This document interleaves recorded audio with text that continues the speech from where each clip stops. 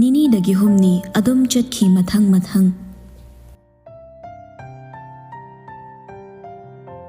ꯇꯣꯃꯥꯒ ꯏꯟꯗꯤꯔꯥꯒꯗꯣ ꯃꯥꯡꯒꯣꯟꯗ ꯆꯥ ꯒ꯭ꯂꯥꯁ ꯑꯃꯃꯝ ꯄꯥꯏꯗꯨꯅ ꯐꯝꯂꯤꯉꯩ ꯒꯦꯠꯇꯒꯤ ꯃꯆꯥꯅꯨꯄꯤꯅ ꯂꯥꯎꯗꯨꯅ ꯆꯪꯉꯛꯏ꯫ ꯇꯣꯃꯥꯜꯅ "ꯀꯩꯗꯧꯔꯒꯦꯅꯦ ꯏꯆꯥꯊꯣꯏ, ꯅꯪꯅ ꯑꯗꯨꯛ ꯐꯤꯡꯉꯤꯗꯨꯅ? ꯑꯦꯛꯖꯥꯝ ꯍꯥꯏꯗꯣꯛꯅꯤꯗꯨꯕꯨ ꯍꯥꯏꯗꯣꯛꯂꯕ꯭ꯔꯣ?" ꯊꯣꯏ ꯃꯈꯨꯠꯇ ꯄꯥꯏꯔꯤꯕ ꯐꯣꯟꯗꯣ ꯎꯟꯅ ꯍꯔꯥꯎꯅ ꯍꯥꯏꯔꯛꯏ꯫ "ꯍꯣꯏ ꯍꯥꯏꯗꯣꯛꯑꯦꯕ, ꯑꯩ ꯐꯥꯔꯁ ꯗꯤꯕꯤꯖꯟꯗ ꯌꯥꯎꯔꯦ ꯕꯕꯥ, 2." "ꯍꯥ, ꯅꯨꯡꯉꯥꯏꯔꯦꯗ." "ꯏꯁꯥꯕꯨ ꯐꯥꯔꯁꯇ ꯌꯥꯎꯔꯦꯕ, ꯅꯨꯡꯉꯥꯏꯔꯦ. ꯉꯁꯤꯗꯤ ꯌꯦꯟ ꯆꯥꯁꯤ ꯃꯈꯣꯏ ꯕꯕꯥ, ꯑꯣꯟꯊꯣꯛꯅ ꯅꯨꯡꯉꯥꯏꯔꯦꯗ. ꯅꯕꯨꯡꯗꯤ ꯈꯪꯂꯕ ꯖꯥꯠꯂꯣ? ꯃꯥꯁꯨ ꯄꯥꯎ ꯇꯥꯔꯗꯤ ꯍꯔꯥꯎꯖꯈ꯭ꯔꯅꯤꯗ." "ꯇꯥꯔꯝꯈꯤꯔꯣꯏ, ꯃꯇꯨ ꯎꯅ ꯆꯠꯈꯤꯕꯅꯤ. ꯐꯣꯟ ꯇꯧꯁꯤꯟꯒꯦ, ꯌꯦꯟꯗꯣ ꯍꯜꯂꯛꯄꯗ ꯂꯩꯔꯛꯑꯣ ꯍꯥꯏꯈ꯭ꯔꯒꯦ." "ꯕꯦꯝꯃ, ꯅꯕꯨꯡ ꯁꯥꯎꯅꯤꯅꯦ, ꯇꯧꯁꯤꯜꯂꯨꯅꯨ." "ꯀꯩꯒꯤ ꯁꯥꯎꯗꯣꯏꯅꯣꯍꯦ?" ꯉꯥꯡꯅ ꯃꯕꯨꯡꯁꯨ ꯄꯥꯏꯔꯛꯄꯗꯨꯗ, "ꯍꯜꯂꯣ ꯇꯥꯃꯣ, ꯇꯥꯕ꯭ꯔꯣ? ꯀꯥꯏ ꯂꯩꯅꯣ? ꯑꯦꯛꯖꯥꯝ ꯍꯥꯏꯗꯣꯛꯑꯦꯉꯣ, ꯐꯥꯔꯁ ꯗꯤꯕꯤꯖꯟꯗ ꯌꯥꯎꯔꯦ ꯑꯩ. ꯍꯣꯔꯦꯟ ꯍꯜꯂꯛꯄꯗ ꯌꯦꯟ ꯂꯩꯔꯛꯎꯀꯣ, ꯊꯣꯡꯅꯕ. ꯏꯅꯝꯃꯁꯨ ꯆꯥꯁꯦ ꯍꯥꯏꯌꯣ." "ꯃꯁꯛꯁꯤꯒ! ꯐꯔꯦ, ꯋꯥꯔꯤ ꯁꯥꯟꯅꯖꯔꯣ, ꯊꯝꯃꯦ." ꯍꯣꯔꯦꯟ ꯍꯜꯂꯛꯑꯒ ꯍꯥꯏꯕ ꯌꯥꯕꯁꯤꯗ ꯅꯕꯨꯡꯗ ꯑꯃꯨꯛ ꯂꯛꯅꯗꯅ ꯂꯩꯔꯦꯅꯦ꯫ "ꯀꯨꯁꯤꯅꯦ ꯀꯨꯁꯤ, ꯑꯩꯒꯤ ꯏꯕꯨꯡꯅꯤ ꯀꯩꯅꯣ. ꯇꯥꯃꯣꯁꯦ ꯍꯧꯖꯤꯛꯀꯥꯟ ꯏꯆꯦ ꯁꯥꯌꯣꯟꯕꯤ ꯈꯪꯅꯈꯤꯕꯗꯩ ꯋꯥꯈꯜꯒꯁꯦ ꯑꯗꯨꯝ ꯅꯨꯡꯉꯥꯏꯔ ꯂꯩꯈ꯭ꯔꯦ. ꯁꯠ ꯄꯨꯁꯤꯜꯂꯛꯑꯗꯤ ꯐꯗꯧꯅꯤ, ꯑꯩꯅ ꯍꯦꯛ ꯀꯥꯟꯊꯣꯛꯄꯁꯨ ꯐꯖꯗꯦ." "ꯍꯩꯃ, ꯀꯌꯥꯗꯅꯣ ꯌꯦꯡꯉꯨꯅꯦꯍꯦ, ꯊꯛꯁꯤ ꯈꯥꯁꯤ ꯈꯪꯗꯕ ꯇꯧꯅꯨꯀꯣ. ꯑꯉꯥꯡ ꯌꯥꯝ ꯑꯣꯏꯔꯤ ꯅꯪ, ꯆꯩ ꯆꯥꯒꯗꯕ ꯋꯥ ꯉꯥꯡꯅꯨ. ꯅꯍꯩꯗꯣ ꯃꯄꯨꯡ ꯐꯥꯈꯣꯅꯦ." "ꯃꯁꯤꯗꯤ ꯇꯧꯅꯨꯀꯣ ꯏꯆꯥꯊꯣꯏꯕꯤ, ꯅꯪ ꯑꯉꯥꯡ ꯌꯥꯝ ꯑꯣꯏꯔꯤ." "ꯀꯩꯅꯣ ꯕꯕꯥ, ꯏꯃꯥꯁꯨ ꯀ꯭ꯂꯥꯁ 10 ꯃꯦꯇ꯭ꯔꯤꯛ ꯂꯣꯏꯕ ꯅꯨꯃꯤꯠꯇ ꯕꯕꯥꯅ ꯐꯥꯏ ꯍꯥꯏꯗꯨꯗꯤ. ꯑꯩ ꯍꯅꯨꯔꯕꯅꯤ." "ꯃꯃꯥꯏꯁꯦ ꯀꯌꯥꯗ ꯊꯥꯔꯤꯕꯅꯣ ꯌꯦꯡꯉꯨ. ꯌꯦꯟ ꯆꯥꯕ ꯂꯥꯏꯔꯤ, ꯆꯩ ꯍꯥꯟꯅ ꯄꯤꯖꯒꯦꯗ ꯃꯁꯤ." "ꯐꯥꯒꯤ ꯇꯧꯕꯅꯦ, ꯀꯩꯗꯧꯔꯒꯦ ꯏꯃꯥ? ꯁꯨꯝꯂꯛꯅꯕꯅꯦ. ꯑꯗꯣ ꯕꯕꯥ, ꯃꯤꯁ ꯂꯤꯛꯂꯥꯏꯁꯨ ꯍꯣꯔꯦꯟ ꯆꯥꯛ ꯄꯤꯖꯁꯦ. ꯑꯝꯇ ꯂꯧꯔꯨꯁꯤ ꯂꯥꯛꯑꯣ, ꯍꯣꯔꯦꯟ ꯑꯃꯨꯛ ꯂꯣꯏꯔꯒ ꯊꯤꯟꯁꯦꯕ." "ꯂꯧꯔꯨꯁꯤ. ꯃꯤꯁ ꯂꯤꯛꯂꯥꯏꯗꯨ ꯑꯩꯗꯤ ꯑꯣꯟꯊꯣꯛꯅ ꯅꯨꯡꯁꯤꯖꯈ꯭ꯔꯦ. ꯏꯃꯧꯕꯨ ꯑꯣꯏꯅꯤꯡꯉꯕꯅꯤ. ꯑꯗꯨꯕꯨ ꯑꯩꯅ ꯍꯦꯛ ꯄꯥꯝꯖꯅ ꯍꯥꯏꯔꯨꯕꯗꯤ ꯌꯥꯗꯦꯗꯣ." "ꯑꯁ ꯃꯈꯣꯏ ꯕꯕꯥ, ꯋꯥꯊꯤ ꯇꯧꯔꯨꯅꯨ. ꯑꯩꯈꯣꯏ ꯏꯕꯨꯡꯉꯣꯒꯤꯗꯤ ꯏꯆꯥ ꯁꯥꯌꯣꯟꯕꯤ ꯂꯩꯔꯕꯅꯤ. ꯑꯩꯁꯨ ꯃꯤꯁꯅ ꯍꯦꯟꯅ ꯄꯥꯝꯃꯛꯑꯦꯉꯣ, ꯑꯗꯣ ꯗꯗꯥꯅ ꯌꯥꯔꯣꯏꯅꯦ." "ꯅꯣꯏ ꯅꯄꯥꯅ ꯆꯥꯁꯤ ꯇꯥꯅꯤꯡꯈꯤꯗ꯭ꯔꯦꯗ. ꯅꯨꯄꯤ ꯃꯆꯥꯗꯨꯁꯨ ꯈꯪꯅꯖꯕ ꯂꯩꯔꯝꯅꯤ, ꯃꯁꯛꯁꯨ ꯐꯖꯩ. ꯅꯣꯏꯅ ꯑꯍꯩ ꯑꯄꯥ ꯁꯥꯕꯤꯌꯨ ꯍꯥꯏꯗꯦꯀꯣ, ꯄꯥꯈꯪ ꯂꯩꯁꯥꯕꯤ ꯃꯣꯏꯅ ꯊꯣꯛꯄ ꯇꯧꯖꯅꯤ." "ꯏꯍꯦ, ꯁꯨꯝ ꯍꯥꯏꯔꯤꯕ ꯍꯥꯏꯗꯨꯅꯤꯗ. ꯅꯪꯅ ꯑꯗꯨꯛ ꯁꯥꯎꯔꯤꯗꯨꯅ ꯀꯔꯤꯒꯤꯅꯣ ꯃꯃꯥ?" "ꯍꯣ, ꯇꯥꯖꯅꯤꯡꯗ꯭ꯔꯕ ꯑꯗꯨꯒꯤ."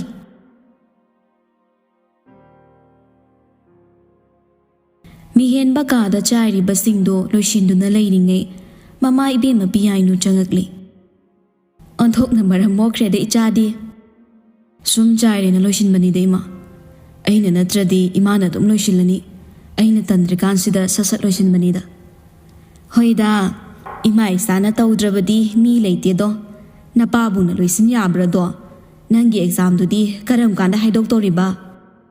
"ꯃꯊꯪ ꯊꯥꯗꯅꯤ ꯏꯃꯥ." "ꯑꯣꯏꯔꯣꯏꯗ ꯀꯥꯏꯗꯒꯤ, ꯂꯥꯏꯔꯤꯛ ꯑꯝꯇ ꯄꯥꯗ꯭ꯔꯦ. ꯅꯨꯄꯤ ꯀꯥꯏꯅꯕꯩ ꯃꯩꯆꯥꯛ ꯈꯥꯡꯅꯕ ꯍꯣꯠꯅꯕꯗ ꯂꯥꯏꯔꯤꯛꯀ ꯌꯦꯡ ꯁꯪꯗꯦ. ꯐꯤꯜꯝ ꯑꯣꯏꯔꯗꯤ ꯅꯨꯄꯤ ꯀꯥꯏꯅꯕꯗꯩ IAS ꯑꯣꯏꯈ꯭ꯔꯦꯅ ꯍꯥꯏ ꯌꯥꯕ." "ꯅꯠꯇꯦ, ꯏꯃꯥ ꯅꯍꯥꯟꯈꯩꯗꯤ ꯍꯪꯗꯕꯅꯤ. ꯏꯆꯥꯕꯨ ꯍꯨꯟꯗꯣꯛꯂꯝꯃꯤꯕ ꯅꯨꯄꯤꯗꯨꯕꯨ ꯀꯅꯥꯅꯣꯅꯦ? ꯀꯌꯥꯃꯨꯛ ꯌꯥꯝꯅ ꯄꯩꯁా ꯄꯥꯏꯕ, ꯀꯌꯥꯃꯨꯛ ꯌꯥꯝꯅ ꯐꯖꯕ ꯅꯨꯄꯤꯅꯣ?" "ꯇꯣꯛꯁꯤꯗ, ꯀꯩ ꯀꯥꯟꯗꯣꯏꯅꯣ? ꯈꯪꯅꯤꯡꯒꯅꯨ. ꯑꯗꯨ ꯏꯃꯥ, ꯅꯣꯏ ꯄꯩꯁꯥ ꯆꯕꯨꯟ ꯑꯃ ꯐꯪꯗꯧ ꯋꯥꯠꯂꯤꯗꯣ ꯀꯔꯝ ꯀꯥꯟꯗꯅꯣ? ꯄ꯭ꯔꯤꯊꯤꯕꯤ ꯇꯨꯔ ꯑꯝꯇ ꯇꯧꯁꯤꯔꯅ ꯈꯜꯂꯤꯕꯅꯤ." "ꯍꯩ, ꯆꯠꯄꯒ ꯌꯥꯔꯣꯏ ꯏꯃꯥꯗꯤ. ꯏꯆꯥ ꯎꯗꯕꯗꯩ ꯏꯃꯥ ꯂꯩꯕ ꯉꯝꯃꯣꯏꯀꯣ." "ꯚꯤꯗꯤꯑꯣ ꯀꯣꯜꯗ ꯑꯗꯨꯝ ꯌꯦꯡꯉꯨ ꯀꯩꯅꯣ." "ꯇꯥꯅꯤꯡꯗꯕ ꯋꯥ ꯉꯥꯡꯒꯅꯨ.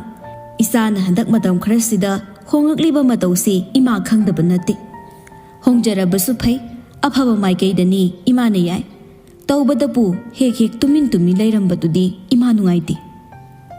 ꯇꯥꯟꯖꯥꯗꯨꯗ ꯃꯣꯕꯥꯏꯜꯗꯨ ꯔꯤꯡꯂꯛꯏ꯫ ꯄꯥꯏꯈꯠꯇꯨꯅ ꯌꯦꯡꯂꯨꯕꯗ ꯆꯤꯡꯉꯥꯔꯦꯜꯒꯤ ꯑꯣꯏꯔꯝꯕꯗꯩ ꯑꯣꯛꯂꯒ, "ꯍꯜꯂꯣ ꯏꯇꯥꯎ."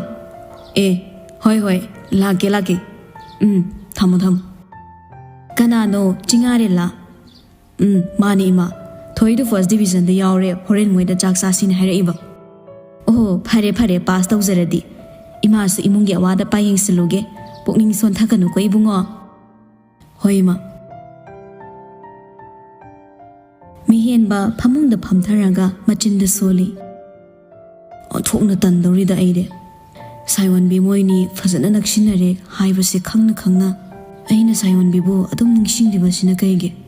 ꯑꯩꯒꯤ ꯑꯣꯏꯕ ꯐꯪꯂꯔꯣꯏꯗꯕ ꯃꯥꯕꯨ asuk paamuriba karigi aigi thaubu leiribra aina tanu shijaba oirasu maga naknaringi kayada wakhal sanungai kiba mabu aigi oiba fanglani khanna thamoi si penja kibani phare jingarel na nangbo thamoi sing nu shiba mak oiradi nakhoini thungnabada ai thamoi se harauna penjage adubu mana singba khanglakpa matamda nangbu miraiba thoklabadi aigi thada nangbu chena thamge ko sayonbi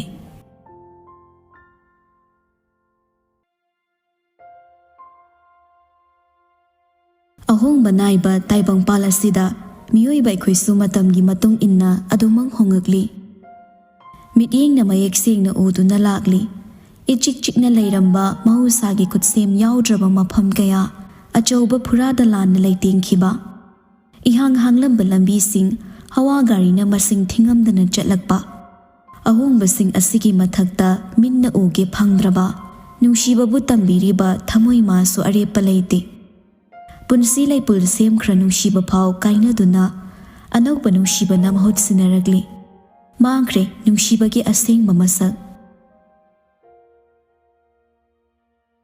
achikpa mafam amadani jingarel amadi sayonbi yetpina bakana leita thamoi gi oiba paudam phongdoknari sayonbina asiguma mikupse oirakani haiba thazarude nangbudi thamoi sina kaya gi matik nushiruba adubu ngasidi inakta nangna lengdana leiraba mikupsida mipaiba phaudaba sungamde jingarel sayonbigi makhut namado tapna lauraga magi makhut aniduna nungshina paisinbi aisu thazarudrabani pangdaba thamoi oirubana adumak mihenbagi oikhidra khanna thamoi sida wakibani ningsinglubada mikupsingdo ithande kaibasu faudaba nate mihenbana karibu khalamni masu nangbudi singna nungsijabani aigi asoiba thaudang amana amamba lambi amada lamjinglubani sayonbina marak thatna hairai toba aina mabu nungsikhiba leite masu aikhoinigi thamoi khangmana masana tunghankibani hoi magi phirepsimadi aida singna thagatle haukiba singda asawa pokrasu hauzikti asawa nungaitaba karisu phaudre aiga maga kauna kidaba sukuire itawdo irandi landana adumak aranba dakibani nangsu lale haibadi hairoi nangi thamoi masa khangludabana aidi itawna haibiyo haimanbagi nangbu isana aigini haiba ngamdana nasana yada pirubani adubu magi maramna nang ai amu naknau haina tambiramle ada aina kari kumba namituda siramlabadi asigumma mikupse aduma khanglamloiko isorna nang aigidamak pibiba changingni khallase matungni adumba thabak phatabado adumba wakhal amu hanna khangi khangan ai isane isabu pangdabo oirubana nangbu yang wahankhre amu hanna nangbu aina wahallaroi sayonbi maithong momo nokje amu su iting tingna noklamba maithong mangkhre tapna makha tarai jingarel nang aibu kayam nungsi aigi damang nang karai phauba kathokpa ngamgani jingarel sayonbigi wahaiduda pura onsinduna yingi kaidore yam serious oire ina nangbu nungsibana natro maruptagi ikai ki thadoklaga nangbu lawsilibase aduga kathokpa haibadudi kari matangno ai gyan tadre nangmu mingonda kathokpadi ngamoi nang aigini aduga aisina nangi masida nangna thajadradi ai ima tharake aikhoini lohonglase sayonbi ngaiko tharakino ai nangbu thajai jinga nangbu piklingi da kiloina ba phangsabana nangi nakun ai loina khangi adubu nang kedoraba adubu ai yam pakhale nang aigi nushi panthong yaw khidradi ai hingba ngamgadaba mandi nang yam khanjile nangna pakhalagana ima thara age haire adusu tharak noi kainuba nang khalise sayonbi kaigumba kharadi haigi khanmani adubu chinma lanba ngamda wadu samjilai aina wakhalse piksilubani karimta khallaroige ꯐꯔꯦꯁꯦ ꯄꯨꯡꯁꯨ ꯊꯦꯡꯖꯤꯜꯂꯛꯑꯦ ꯍꯜꯂꯁꯦ ꯍꯣꯔꯦꯟ ꯏꯟꯖꯥꯡꯁꯨ ꯂꯩꯈꯤꯅꯤ ꯍꯥꯏꯗꯥꯏ ꯂꯥꯛꯑꯣ ꯆꯤꯡꯉꯥꯔꯦꯜ ꯄꯥꯏꯔꯝꯕ ꯃꯈꯨꯠ ꯊꯥꯗꯣꯛꯂꯒ ꯅꯨꯡꯁꯤꯅ ꯁꯥꯌꯣꯟꯕꯤꯒꯤ ꯈꯖꯥꯏꯗꯨꯗ ꯃꯈꯨꯠꯅ ꯇꯞꯅ ꯁꯤꯛꯏ ꯌꯥꯝ ꯍꯦꯟꯖꯤꯟꯅ ꯈꯜꯂꯨꯅꯨꯀꯣ ꯑꯁꯨꯛ ꯅꯨꯡꯁꯤꯕ ꯅꯪꯕу ꯑꯩꯅ ꯑꯃꯨꯛ ꯍꯟꯅ ꯃꯥꯡꯍꯜꯂꯔꯣꯏ ꯂꯥꯛꯑꯣ ꯆꯠꯂꯁꯦ ꯍꯧꯒꯠꯇꯨꯅ ꯃꯈꯨꯠ ꯅꯥꯝꯃꯅ ꯁꯥꯌꯣꯟꯕꯤꯒꯤ ꯃꯈꯨꯠ ꯅꯥꯝꯃ ꯁꯝꯗꯨꯅ ꯒꯥꯔꯤ ꯂꯩꯔꯤꯕ ꯑꯗꯣꯝꯗ ꯂꯥꯛꯏ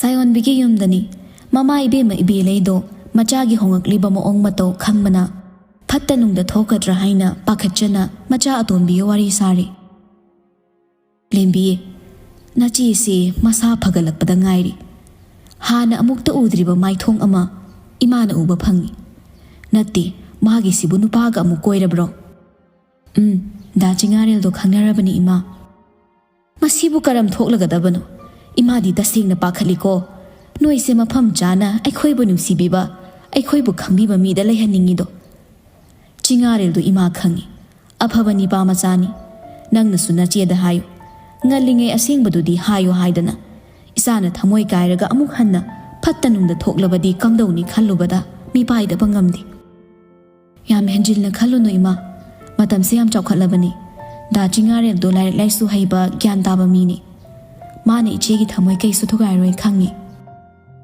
ꯑꯗꯨꯕꯨ ꯑꯣꯏꯔꯕꯗꯤ ꯐꯩꯅꯦ ꯅꯆꯦꯗꯤ ꯅꯪꯒꯨꯝꯅ ꯋꯥꯈꯜ ꯆꯥꯎꯊꯣꯛꯄ ꯉꯝꯗꯕꯅꯤ ꯑꯉꯥꯡ ꯑꯣꯏꯔꯤꯉꯩꯗꯒꯤ ꯍꯧꯅ ꯌꯥꯝ ꯀꯤꯖꯕꯅꯤ ꯃꯥꯗꯤ ꯃꯇꯝꯒꯤ ꯃꯇꯨꯡ ꯏꯟꯅ ꯀꯥꯎꯟꯁꯤꯂꯔꯁꯤꯡꯅ ꯑꯐꯕ ꯄꯥꯎꯇꯥꯛ ꯀꯌꯥ ꯄꯤꯕꯤꯕꯗꯩꯅꯦ ꯋꯥꯈꯜ ꯑꯗꯨ ꯑꯣꯟꯈꯤꯕꯒꯤ ꯋꯥꯅꯤ ꯏꯃꯥ ꯁꯤꯕꯨ ꯑꯩꯈꯣꯏ ꯈꯛꯇꯔꯣ ꯑꯩꯈꯣꯏꯅ ꯀꯅꯥꯗ ꯀꯔꯤ ꯂꯥꯟꯈꯤꯒꯦ ꯑꯩꯗꯤ ꯃꯋꯥ ꯑꯝꯇ ꯂꯧꯗꯦ ꯑꯩꯕꯨ ꯅꯨꯡꯁꯤꯕꯤꯕ ꯅꯨꯄꯥꯗ ꯅꯨꯡꯉꯥꯏꯅ ꯑꯗꯨꯝ ꯌꯨꯝ ꯄꯥꯟꯅꯤ ꯑꯗꯨꯒ ꯌꯥꯎꯅ ꯏꯜꯍꯟꯒꯦ ꯏꯕꯦꯂꯩ ꯃꯃꯣ ꯅꯣꯛꯂꯒ ꯃꯁꯤꯅ ꯍꯦꯛ ꯉꯥꯡꯊꯣꯔꯛꯄꯁꯤꯅꯅꯦ ꯍꯥꯏꯅꯔꯤꯉꯩ ꯁꯥꯌꯣꯟꯕꯤꯁꯨ ꯒꯦꯠꯇꯨ ꯍꯥꯡꯗꯨꯅ ꯆꯪꯂꯛꯏ ꯃꯃꯥ ꯃꯆꯥ ꯃꯉꯣꯟꯗ ꯐꯝꯂꯝꯕ ꯎꯕꯗ ꯃꯥꯁꯨ ꯆꯪꯂꯛꯇꯨꯅ ꯐꯝꯃꯤ ꯅꯣꯏꯕꯥꯅꯤꯒꯤꯗꯨꯅ ꯑꯩ ꯉꯥꯏꯔꯝꯃꯤꯔꯣ ꯉꯥꯏꯔꯤꯕꯅꯤꯅꯦ ꯅꯪꯅ ꯄ꯭ꯔꯣꯒ꯭ꯔꯥꯝ ꯆꯠꯂꯨꯔꯤꯕ꯭ꯔꯣ ꯅꯠꯇꯦꯍꯦ ꯌꯥꯏꯄꯨꯕꯤ ꯍꯣꯏꯗ ꯆꯠꯂꯨꯕꯅꯤ ꯌꯥꯏꯄꯨꯕꯤ ꯍꯣꯏꯗ ꯑꯣꯏꯅꯤ ꯏꯃꯥ ꯂꯣꯏꯅ ꯈꯪꯉꯤꯀꯣ ꯑꯗꯣ ꯅꯨꯄꯥ ꯃꯆꯥꯗꯨꯗ ꯅꯪꯕꯨ ꯍꯥꯏꯗꯣꯛꯂꯕ꯭ꯔꯣ ꯍꯥꯏꯗ꯭ꯔꯒ ꯅꯪ ꯉꯜꯂꯤꯉꯩ ꯍꯥꯏꯌꯣ ꯃꯥꯅ ꯏꯆꯥꯕꯨ ꯅꯨꯡꯁꯤꯕꯃꯛꯇ ꯑꯣꯏꯔꯗꯤ ꯀꯔꯤꯁꯨ ꯈꯜꯂꯣꯏ ꯑꯁꯨꯝꯅ ꯏꯃꯥꯅ ꯈꯜꯂꯤꯗꯣ ꯁꯥꯌꯣꯟꯕꯤ ꯃꯥꯏꯊꯣꯡꯗꯨ ꯈꯪꯃꯛ ꯃꯛꯁꯤꯜꯂꯛꯏ ꯍꯥꯏꯗꯦꯗ ꯏꯃꯥ ꯀꯃꯥꯏꯅ ꯍꯥꯏꯗꯣꯏꯅꯣ ꯍꯥꯏꯕ ꯈꯪꯗꯦ ꯑꯩꯁꯨ ꯄꯨꯟꯁꯤꯁꯦ ꯅꯨꯡꯉꯥꯏꯕ ꯁꯥꯔꯒ ꯍꯤꯡꯕꯁꯦ ꯇꯁꯦꯡꯅ ꯋꯥꯔꯛꯏ ꯑꯩ ꯃꯉꯣꯟꯗ ꯍꯥꯏꯗꯣꯛꯄ ꯀꯤꯌꯦ ꯏꯃꯥ ꯃꯥꯅ ꯑꯩꯕꯨ ꯑꯃꯨꯛ ꯂꯦꯝꯕꯤꯅ ꯁ꯭ꯋꯥꯏꯗ ꯑꯋꯥ ꯑꯅꯥꯒ ꯁꯥꯕꯤꯔꯛꯑꯅꯨ ꯇꯥꯖꯅꯤꯡꯗ꯭ꯔꯦ ꯑꯝꯇ ꯆꯪꯉꯣ ꯅꯐꯤ ꯍꯣꯡꯉꯨꯔꯣ ꯑꯩꯈꯣꯏꯗꯤ ꯁꯤꯗ꯭ꯔꯤꯐꯥꯎ ꯅꯨꯡꯉꯥꯏꯅ ꯍꯤꯡꯈꯤꯅꯤ ꯁꯤ ꯍꯥꯏꯔꯝꯃꯒ ꯂꯦꯝꯕꯤꯗꯨ ꯍꯧꯒꯠꯂꯒ ꯍꯥꯟꯅ ꯏꯃꯨꯡ ꯆꯪꯈ꯭ꯔꯦ ꯌꯦꯡꯉꯣꯏ ꯏꯃꯥꯒꯤ ꯏꯕꯦꯝꯃ ꯀꯤꯌꯦ ꯀꯤꯌꯦ ꯍꯥꯏꯗꯨꯅ ꯀꯨꯏꯁꯤꯟꯈ꯭ꯔꯕꯗꯤ ꯃꯁꯥꯅ ꯈꯪꯂꯛꯄꯒꯤ ꯃꯇꯝꯁꯨ ꯂꯥꯛꯄ ꯌꯥꯏ ꯃꯗꯨꯗ ꯏꯆꯥꯅ ꯍꯥꯏꯍꯧꯕꯗꯨꯒ ꯃꯥꯅ ꯈꯪꯂꯛꯄꯗꯨꯒꯗꯤ ꯀꯩꯗꯧꯅꯨꯡꯗ ꯏꯍꯨꯜ ꯑꯅꯤꯗꯣ ꯃꯥꯟꯅꯔꯣꯏ ꯏꯃꯥꯅ ꯍꯥꯏꯔꯤꯁꯦ ꯏꯆꯥꯕꯨ ꯅꯨꯡꯁꯤꯕꯒꯤꯅꯤ ꯃꯃꯥꯅ ꯍꯥꯏꯔꯤꯕꯗꯨ ꯃꯨꯟꯅꯗꯤ ꯇꯥꯔꯤ ꯄꯥꯎꯈꯨꯝꯗꯤ ꯄꯤꯅꯤꯡꯗ꯭ꯔ ꯃꯥꯜꯂꯦ ꯍꯧꯒꯠꯇꯨꯅ ꯃꯥꯒꯤ ꯀꯥꯗ ꯇꯨꯃꯤꯟ ꯆꯪꯈꯤ